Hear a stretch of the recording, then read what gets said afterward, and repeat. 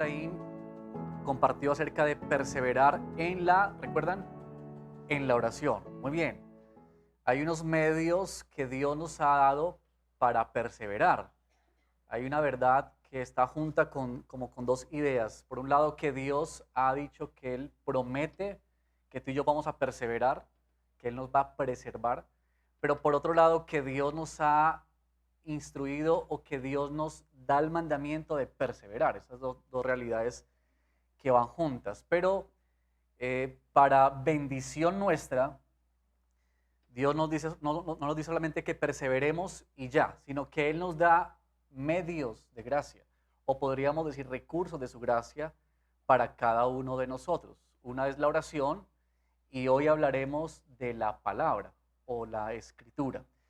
Y eso lo haremos a partir de un texto o una historia que está en el segundo libro de Crónicas, así que te pido por favor, si tienes tu Biblia ahí o tu celular, o también estará en las pantallas, estaremos en segundo libro de Crónicas, capítulo 15, y vamos a leer todo este capítulo que se compone de 19 versos, una bella historia de uno de los reyes de Judá, y vamos a ver cómo nos llama el Señor la atención hacia esto de cómo perseverar en la palabra. Segundo libro de Crónicas, capítulo 15, verso 1. Leemos así en el nombre del Señor. El Espíritu de Dios vino sobre Azarías, hijo de Obed, y salió al encuentro de Asa y le dijo: Óiganme, Asa y todo Judá y Benjamín, el Señor estará con ustedes mientras ustedes estén con él, y si lo buscan, se dejará encontrar por ustedes. Pero si lo abandonan, Él los abandonará. Por muchos días Israel estuvo sin el Dios verdadero y sin sacerdote que enseñara y sin ley. Pero en su angustia se volvieron al Señor, Dios de Israel, y lo buscaron, y Él se dejó encontrar por ellos. En aquellos tiempos no había paz para el que salía ni para el que entraba, sino muchas tribulaciones sobre todos los habitantes de la tierra. Y era destruida nación por nación y ciudad por ciudad, porque Dios los afligió con toda clase de adversidades. Verso número 7. Pero ustedes, esfuércense y no desmayen, porque hay recompensa por sus obras. Cuando Asa oyó estas palabras y la profecía del profeta Azarías, hijo de Obed, se animó y quitó los ídolos abominables de toda la tierra de Judá y de Benjamín y de las ciudades que había conquistado en la región montañosa de Efraín. También restauró el altar del Señor que estaba delante del pórtico del Señor. Entonces reunió a todo Judá y Benjamín y a los de Efraín, Manasés y Simeón, que residían con ellos, porque muchos de Israel se pasaron a él cuando vinieron que el Señor su Dios estaba con él. Así que se reunieron en Jerusalén en el tercer mes del año 15 del reinado de Asa. Y aquel día sacrificaron al Señor 700 bueyes y 7,000 ovejas del botín que habían traído. Hicieron pacto para buscar al Señor, Dios de sus padres, con todo su corazón y con toda su alma, y que todo el que no buscara al Señor, Dios de Israel, moriría, ya fuera pequeño o grande, hombre o mujer. Además, lo juraron al Señor a gran voz, con gritos, trompetas y cuernos. Y todo Judá se alegró en cuanto al juramento, porque había jurado de todo corazón y habían buscado sinceramente al Señor, y Él se dejó encontrar por ellos. Y el Señor les dio tranquilidad por todas partes. El rey Asa también depuso a Maaca, su madre, de ser reina madre, porque ella había hecho una horrible imagen de acera. Asa derribó la horrible imagen, la hizo pedazos y la quemó junto al torrente Cedrón. Pero los lugares altos no fueron quitados de Israel. Sin embargo, el corazón de Asa fue intachable todos sus días. Y trajo a la casa de Dios las cosas consagradas por su padre y sus propias cosas consagradas, plata, oro y utensilios. No hubo más guerra hasta el año 35 del reinado de Asa. Oremos al Señor. Padre, queremos esta hora disponer nuestro corazón y pedirte, por favor, en el nombre de nuestro Señor, que dispongas nuestra vida para recibir de ti tu palabra, para que esta escritura, Señor, que nos registra tu palabra, una historia que ocurrió hace tantos años, pero que si está registrada en tu palabra, es porque tiene que comunicarnos algo y tú quieres decirnos algo a través de ella. Abre nuestro entendimiento y nuestra comprensión, Señor. Te lo pedimos en el nombre de Jesús. Amén. Bueno, esta es una historia, sumándonos pues a las historias memorables que estamos leyendo al comienzo de este año y por el resto del año. Pero desde el capítulo 14 se nos habla de este rey, el rey Asa, y se nos menciona en el segundo libro de Crónicas, junto con el primero, digamos, el énfasis particularmente en una línea del reinado de Israel, y es en la línea de los reyes de Judá. Para quienes no saben o para recordar, tenemos que la historia de Israel o el pueblo de Israel fue dividido en dos. Los reinos del norte, ¿se acuerdan? Luego de la muerte de Salomón, reino del norte, las tribus del norte, que fueron 10, y dos tribus al sur, que fue la tribu de Judá y la tribu de Benjamín. Esta separación, ¿cierto?, trajo muchas situaciones a la vida de Israel, pero para entender un poquito esta historia, el segundo libro de Crónicas, el primer libro de Crónicas, está centrando su atención especialmente sobre la línea de los reyes del sur. Y la razón para eso es que Dios había prometido a David que sobre su trono siempre habría un rey y que esa profecía se iba a cumplir perpetuamente en la persona de nuestro Señor Jesucristo. Esa es la razón por la cual el segundo libro de Crónicas se centra más en la historia de los reyes del sur, y este es uno de ellos. Ahora quiero mostrarles a modo de introducción 3 audiencias que tenemos cuando leemos esta historia. La primera audiencia es los personajes mismos de la historia, es decir, quienes están ahí, el rey, ¿verdad?, el pueblo de Judá, el pueblo de Israel, que está ahí en esa circunstancia, el profeta Azarías, muy importante. Pero la pregunta es, ¿por qué viene esta palabra de Dios a este rey cuando el capítulo 14, y ustedes pueden leerlo en sus casas, nos dice que este rey Asa hizo lo bueno y lo recto delante de Dios? Sin embargo, la palabra de Dios viene a este rey. Y es por esta razón. Es porque ellos eran propensos a volverse atrás. Es decir, este pueblo de Judá y el rey Asa eran propensos a repetir la historia del rey anterior y de otros que habían abandonado a Dios, que se habían alejado del Señor. Ahora, hay una segunda audiencia en esta historia, y la segunda audiencia tiene que ver con a quién se le escribió este libro. Estos libros de Crónicas se escribieron especialmente para el pueblo que estaba regresando del exilio. Y ustedes recordarán, y para quienes no, que Judá había sido llevado en cautiverio a Babilonia por 70 años, como consecuencia del pecado y de abandonar a Dios. Sin embargo, en la misericordia y la bondad de Dios, ellos regresan una vez más a su tierra para reconstruir el templo y las murallas. Eso nos lo cuentan los libros de Esdras y de Nehemías. Pero esa gente que está regresando del cautiverio, que viene con las esperanzas, pues con el ánimo de qué va a suceder, pero también con la incertidumbre de lo que va a pasar, es a quienes se les escribe este segundo libro, este primero y segundo libro de Crónicas. Y se les escribe por esta razón, porque ellos son propensos a cometer los mismos errores y pecados de sus antepasados. Es decir, a olvidarse de Dios y a dejar su palabra, su voz. Ahora, hay una tercera audiencia. Y esa tercera audiencia somos nosotros, quienes recibimos la palabra del Señor, estos textos escritos.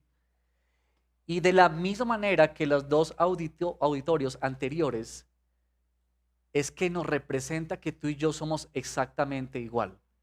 Tú y yo tendemos a cometer los mismos errores y caer otra vez en el pecado, alejándonos y distanciándonos de Dios. Por eso es que en el verso 7, y tú puedes mirar por favor conmigo, el verso 7 dice, pero ustedes, dice Dios a ellos, y nos dice a nosotros, esfuércense y no desmayen. En la Nueva Versión Internacional dice, manténganse firmes y no bajen la guardia. Este es un llamado a la perseverancia, a perseverar en la palabra del Señor. Es como cuando nosotros tenemos que decirle a nuestros hijos una y otra vez las mismas cosas. ¿No les ha pasado? Que uno tiene que repetirles y repetirles y repetirles. ¿Por qué? Porque se les olvida. Ahora miren una cosa, porque la inclinación de nuestro corazón es hacia lo malo. Y cuando uno ve esos bebés tan preciosos, hemos tenido bebés últimamente en nuestra iglesia, llegando niños a nuestra iglesia, pero cuando uno comienza a ver que comienzan a crecer, y aún desde muy, muy pocos días, siendo bebés, pocos meses, comienzan a experimentar, ¿cierto?, la realidad de corazones pecaminosos que manipulan, que hacen berrinche, que quieren hacer lo que ellos quieren, que mienten y bueno, todo ese tipo de cosas. Nos damos cuenta de que la palabra del Señor es tan necesaria para ti y para mí por la condición de nuestro corazón. Porque miren que a los niños no tenemos que enseñarles que hagan lo malo.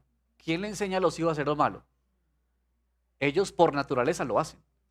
Nuestro esfuerzo es enseñarle a que hagan lo bueno. Esa es nuestra batalla y nuestra lucha.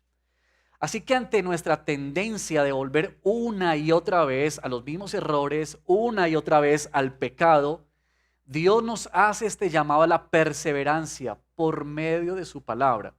Y su palabra como un medio de gracia para buscarlo de todo corazón y que tú y yo seamos transformados profundamente por Él. Así que para responder esta pregunta de cómo perseveramos en la palabra, yo quiero invitarte a ver esta respuesta en tres maneras. Lo primero es lo siguiente. Perseveramos en la palabra cuando tú y yo entendemos y consideramos que la palabra de Dios es un privilegio. Es un privilegio. Mira conmigo el verso 1. Dice, el Espíritu de Dios vino sobre Azarías, hijo de Obed. ¿Quién era Azarías? Un profeta. Un profeta. Ahora, ¿quiénes eran los profetas en la época en la que se escribió estos libros y para Israel en el Antiguo Testamento? Los profetas eran hombres que Dios usaba con una razón o con un propósito específico. Comunicar su palabra. Ese era el propósito. Y cuando el pueblo necesitaba que Dios le hablara, entonces aparecían los profetas. Uno comienza a leer esta historia y podría pasar por alto este detalle. La presencia del profeta, Azarías, hijo de Obed. La presencia de este profeta en medio de los reyes comunicaba algo o decía algo. Dios está hablando. Eso era lo que significaba. Para los reyes tener profeta en medio de ellos, para que el pueblo tuviera profeta en medio de ellos, significaba Dios está hablando con nosotros. Y eso era sumamente importante, sumamente trascendental, decisivo y clave para la nación y para el pueblo. Por eso era que ellos eran enviados por Dios y aquí nos dice que vino el Espíritu Santo sobre Azarías, lo facultó para que fuera y hablara. Ahora lo que quiero mostrarte en este primer punto es esto, que este profeta le sale al encuentro al rey Asa y le sale al encuentro al pueblo para comunicarle algo. Pero estas dos ideas, mira por favor la iniciativa de Dios. Es la iniciativa de Dios de comunicarse. ¿Notan ustedes eso? Está el rey, está el pueblo, pero es Dios quien toma la iniciativa de hablar con ellos y de comunicarse con su pueblo. Eso ha sido así desde el inicio de la historia. Dios se comunicó con Abraham, con Isaac, con Jacob, con cada uno de ellos hasta nuestros días. Dios se comunica, Él es el iniciador de esa conversación.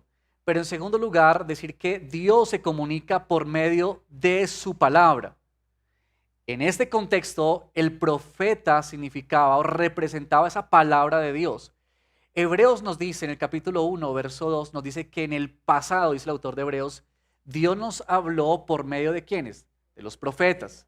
Y luego dice, y en este tiempo, dice el autor de Hebreos, nos ha hablado por medio de su Hijo, ¿cierto? Y la Escritura también nos habla de que toda la Escritura es inspirada por Dios y útil para tantas cosas importantes y necesarias en nuestra vida. Es esto de la palabra de Dios. Dios se ha querido comunicar con nosotros a través de su palabra.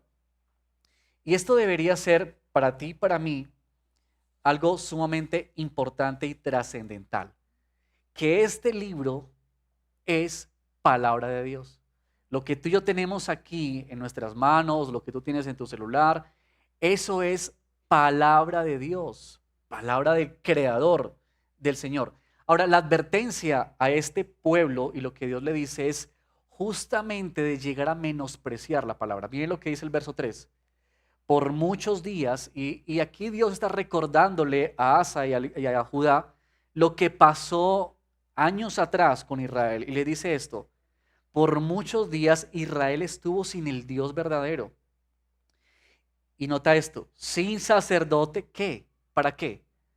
Para que les enseñara su palabra, y sin ley. Noten eso. Es decir, el peligro de que Israel volviera a repetir lo mismo, es decir, que llegase a despreciar la voz del Señor y a ignorar la voz del Señor, lo cual no es un peligro solamente para ese grupo de personas o ese pueblo en aquel momento, es el mismo peligro para ti y para mí hoy. Que la palabra de Dios llega a ser algo sin relevancia para nosotros, sin trascendencia para nuestra vida. Que la escritura o la palabra del Señor, su voz, no sea importante y lleguemos a desvalorarla o a menospreciarla. El apóstol Pedro nos dice en el capítulo 2, nos dice que tú y yo necesitamos desear la palabra de Dios como leche, como los bebés que anhelan alimento de sus madres. ¿Ustedes han visto un bebé anhelando leche? ¿Cómo es un bebé anhelando leche? Hasta ahí era lindo, ¿cierto? Porque el desespero, los gritos, él desea con todas sus fuerzas una sola cosa. Y cuando un bebé tiene hambre, no importa uno con qué le juegue, no importa nada. ¿Qué es lo que él quiere? Comer. Y es muy interesante que Pedro usa esa ilustración cuando él dice: deseen ustedes así la leche espiritual no adulterada, deseen como estos niños, como estos bebés. Sabes que esto de que Dios usa su palabra y que Dios se comunica con nosotros ha de ser para ti y para mí en primer lugar un privilegio. Si tú y yo queremos perseverar en la palabra, tenemos que ver la palabra de Dios como lo que es: palabra de Dios. Es palabra de Dios. Y la pregunta para ti y para mí sería: ¿consideras tú la palabra del Señor como palabra del Dios creador? ¿Como lo que es? Dejamos ahí esa pregunta. Así que en primer lugar, ¿cómo perseverar en la palabra del Señor? Es que tú y yo consideremos el privilegio de la palabra de Dios. Que el Dios creador se ha querido comunicar con nosotros y ha iniciado un diálogo. Ese es un privilegio. Pero en segundo lugar, tú y yo necesitamos entender o considerar el contenido de la palabra de Dios. La palabra de Dios tiene un contenido, tiene un mensaje. Y sabes que lo que la palabra de Dios nos comunica debería ser lo más importante para cualquier cristiano, cualquier creyente en este planeta. Debería anhelar mayormente por una cosa, y es por escuchar la voz de Dios. ¿Sabes que hay tantas voces hoy? Tantas voces. Yo no sé cuántas voces hay a nuestro alrededor, todos los días. De las noticias, de los amigos, de familiares, de las circunstancias. Muchas voces, muchas voces. Pero lo más importante para ti y para mí debería ser la voz de nuestro Señor, la voz de Él. Ahora, miran el contenido y mira el mensaje de lo que es la palabra de Dios. Verso 2, al finalizar, en capítulo 15. Y si lo buscan, dice el Señor, se dejará encontrar por ustedes. Mira esta expresión. Y si lo buscan, se dejará encontrar por ustedes. Esta expresión aparece varias veces en el capítulo, pero otras veces también en el libro de Crónicas. Y mira el verso 4. Pero en su angustia se volvieron al Señor, Dios de Israel, y lo buscaron. ¿Y qué sucedió? Él se dejó encontrar por ellos. Este es el punto aquí en estos versos. El asunto es este. El mensaje, el contenido de la palabra de Dios no es otro más que este. Dios mismo. Él es el mensaje central. Él es el contenido central de su palabra. Por eso Él dice, búsquenme. Y si ustedes me buscan, entonces yo me dejaré encontrar por ustedes o me dejaré hallar por ustedes. Lo que tenemos en la palabra del Señor, hermanos, es que Dios se está revelando a nosotros. Tenemos el carácter de Dios, sus atributos, sus propósitos, su manera de actuar, su forma de salvar. Eso es lo que tenemos en la palabra de Dios. Yo digo y pienso en esto, ¿cuál es la intención cuando tú y yo nos acercamos a la palabra de Dios? ¿Qué intención tenemos? ¿Con qué te quieres encontrar? ¿A quién quieres encontrar en la palabra? Porque Él, el Señor, Dios, es el tema principal. Él es el personaje principal. Mira que cuando Dios vino a hablarle a Asa y al pueblo, no vino para hablarles de estrategias militares, ni para hablarle de cómo debía gobernar, ni para darle algunas instrucciones. Mira, lo que Dios le dice a este pueblo es, búsquenme, búsquenme con todo su corazón y yo me dejaré hallar por ustedes. La Biblia no es para encontrar estrategias, no es para descubrir cómo desarrollar buenos hábitos, aunque sí los hay, o cómo llegar a ser una mejor persona, aunque lo hace. La Biblia tiene muchos temas y nos habla de muchas cosas, de finanzas, nos habla de crianza de niños, nos habla de relaciones, nos habla de una infinidad de temas y muchas en la Escritura. Pero su mayor tema es Dios revelándose a la humanidad. Dios dejándose conocer a través de Jesucristo y su obra de salvación. Eso es lo que tú y yo encontramos cuando venimos a la palabra. Y no debería haber otra intención adicional. Cuando tú y yo abrimos las páginas de la Escritura, lo que debería motivarnos es que ahí encontramos la voz de Dios. Ahí nos encontramos con Él. Y por eso este llamado central de parte de Él. Si lo buscan, Él se dejará encontrar. Y déjeme hacer una anotación al respecto de esta frase. Nuestra búsqueda del Señor se puede iniciar porque Dios inició una conversación con nosotros. ¿Se dan cuenta? Noten en esta historia que quien comienza la conversación es Dios. Él le dice a ellos, búsquenme. Él habló, nosotros le buscamos a Él, pero es Él luego quien se deja encontrar. Y esa frase es muy interesante, cuando Él dice, yo me dejaré encontrar por ustedes. Y eso enfatiza la soberanía de Dios.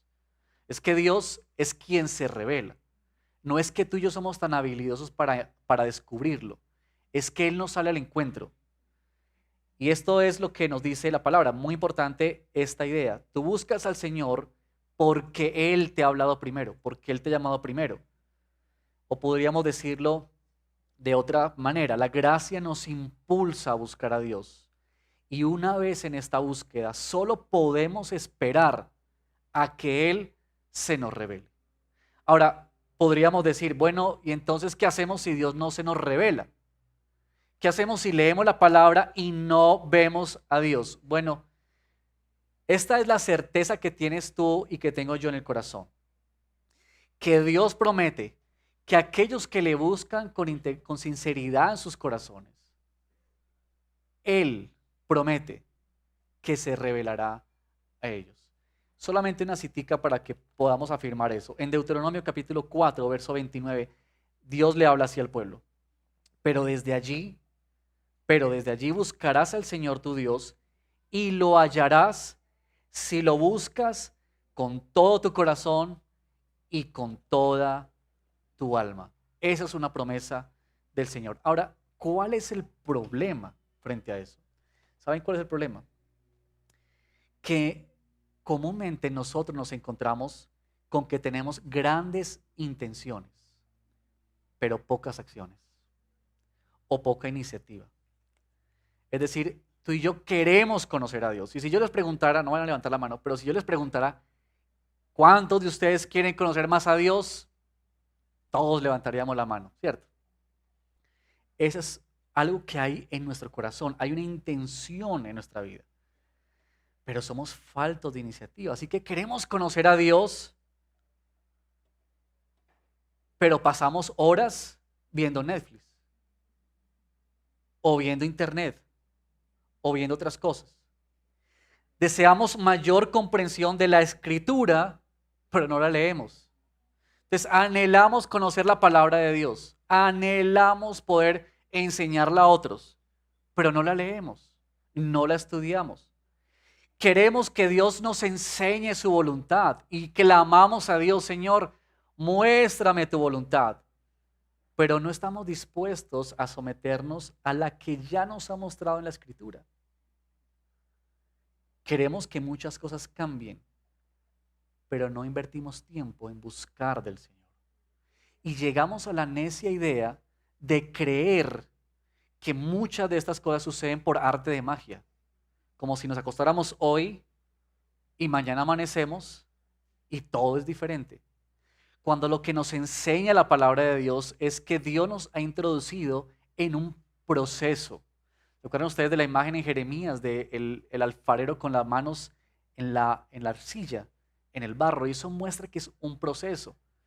Dios podría ser así y hacernos nuevas personas, pero Dios ha elegido en su soberanía y sabiduría que es un proceso el que Él usa para que tú y yo seamos personas que a través de su palabra somos transformadas y cambiadas. Así que el mayor anhelo es lo que encontramos en la palabra, que es Dios mismo. Y eso nos conduce al tercer y último puntico de esta predicación, que es el propósito de la palabra de Dios. ¿Cuál es el propósito de Dios? Si entendemos que la palabra de Dios es un privilegio para ti y para mí, si entendemos que hay un mensaje central de la palabra de Dios, hemos de entender cuál es el propósito de la palabra. Ahora miren por favor conmigo el verso 8 en adelante. Y ustedes van a ver que una vez Dios habló a este rey, comienza a ocurrir algo. Dice el verso 8, cuando Asa oyó estas palabras y la profecía del profeta Azarías, hijo de Obed, ¿qué sucedió en la vida de este hombre? Dice, se animó. Ahora, aquí hay verbos de acción inmediata.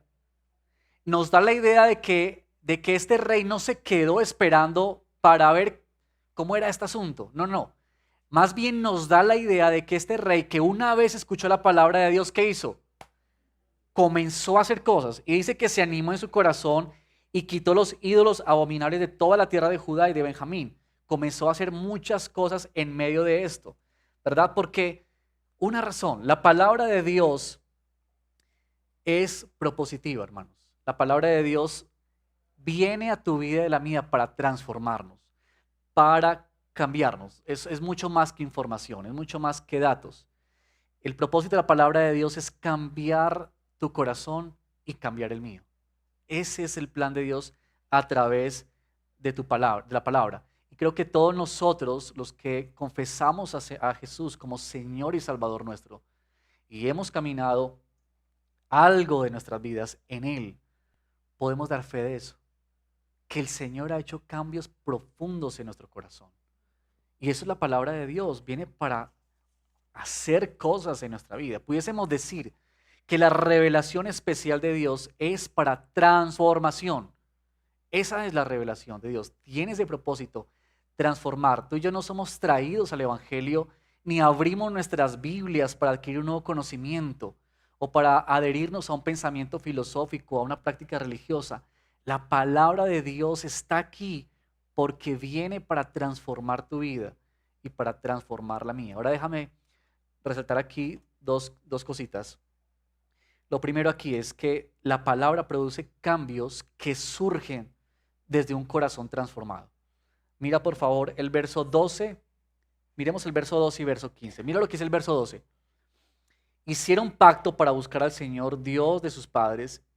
Ahora nota esto, mira cómo ellos lo hicieron, con todo su corazón y con toda su alma. Y el verso 15, y todo Judá se alegró en cuanto al juramento. ¿Por qué se alegraron?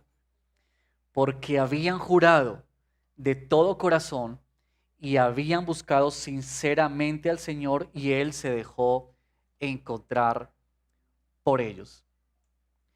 ¿Notan ustedes eso? Lo que ocurrió aquí en este rey, en estas personas, es que algo impactó en sus corazones.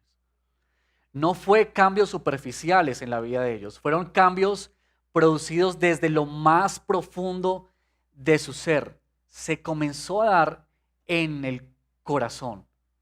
Esto es lo que la palabra hace.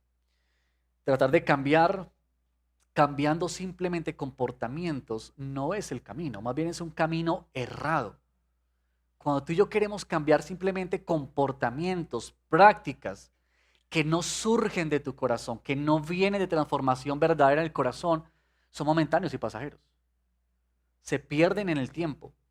Pero el Evangelio viene para tratar nuestro corazón en asuntos profundos de nuestro carácter, de nuestra vida, de lo que somos. Eso es lo que hace el Señor. Pero, en segundo lugar, la Escritura produce cambios significativos y yo diría esta palabra, imperativos a nuestra vida.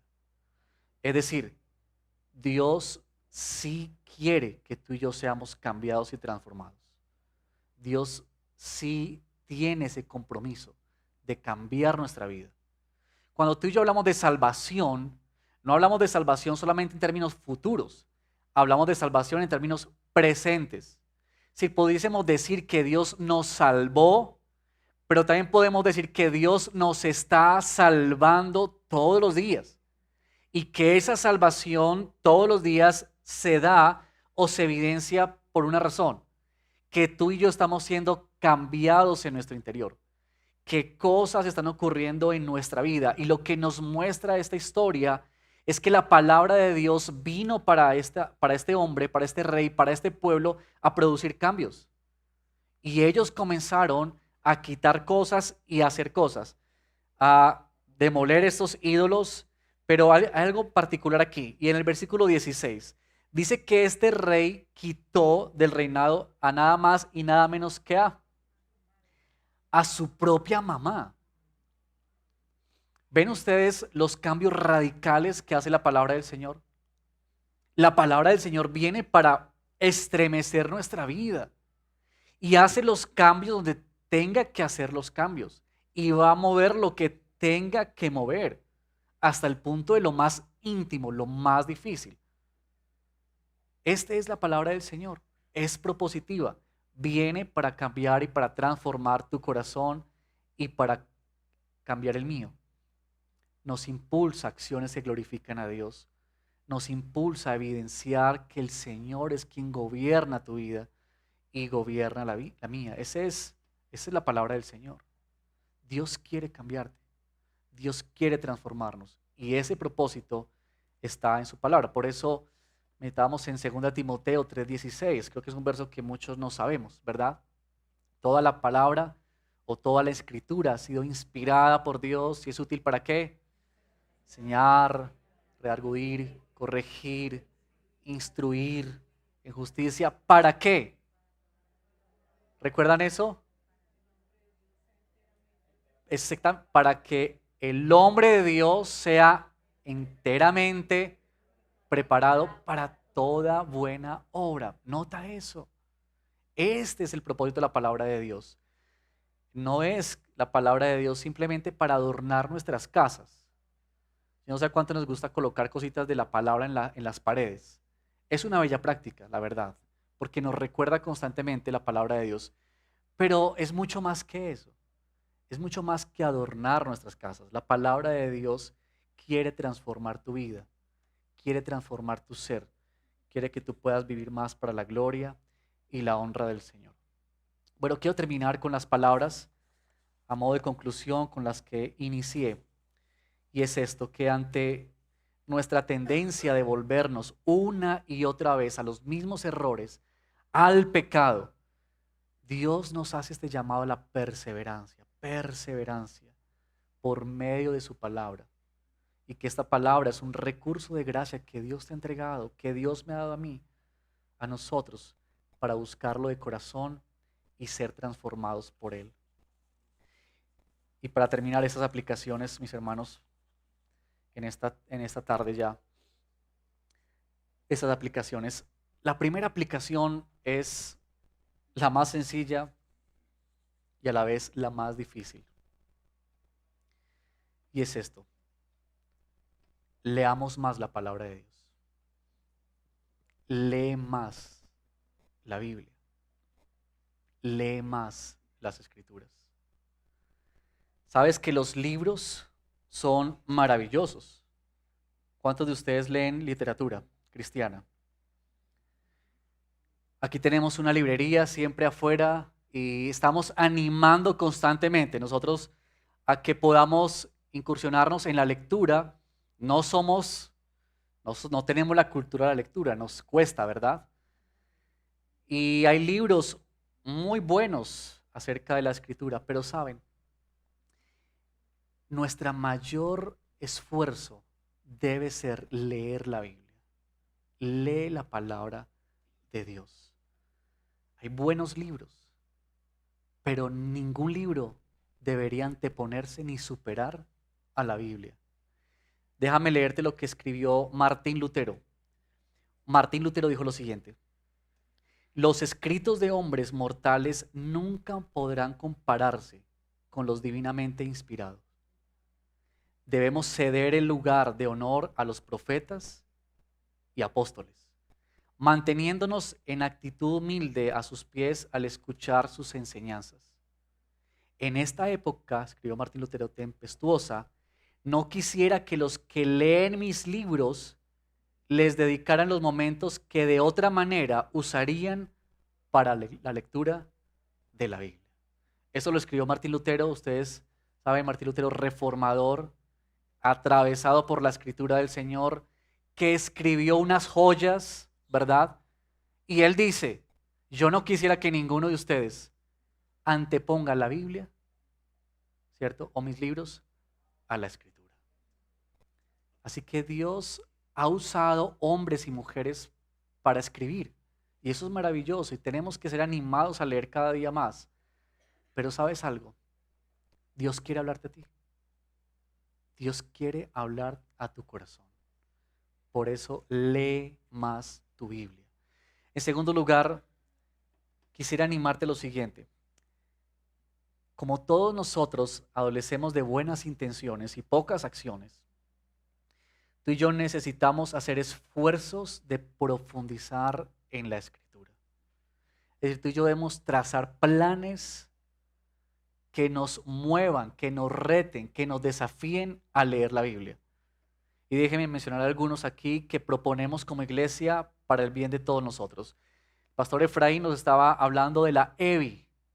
La EBI. Todos los cursos que ustedes vieron de la EBI ahí están centrados en la Escritura. Y esos temas surgen ahí de cómo Dios nos habla en cada uno de ellos. Y ese será quizá para muchos de nosotros un esfuerzo. Y yo quisiera animarte a que tú consideres seriamente el estudiar en la EBI. Porque esas son maneras en las que tú puedes acercarte más a la Escritura, a la palabra de Dios. Y quizá va a llevar algunos esfuerzos en tiempo, pero yo quiero desafiarte a la luz de la palabra que hagas esos esfuerzos. La memorización. Estamos aprendiendo un verso cada semana, ¿cierto? Un verso cada semana. ¿Cuál era el verso de este día? ¿Se acuerdan? Romanos 3:23. Así que memoriza la Biblia. Mi esposa me dice una y otra vez esto, porque yo soy un poco desjuiciado en eso. Pero yo necesito aprender a memorizar más la Escritura, más la palabra de Dios. Pero también otra manera es seguir las historias que estamos leyendo todas las semanas, las historias memorables. ¿Qué tal si no pasa ningún día hasta que leas la historia del día? Así como nosotros no dejamos pasar el día hasta no comer, ¿cierto? Pero que sea más importante la palabra del Señor en nosotros. Recuerda que perseverar es posible solamente cuando tú y yo nos adherimos a estos medios que el Señor Dios nos ha entregado. Bueno, hermano, con eso terminamos. Quiero invitarte a que oremos al Señor.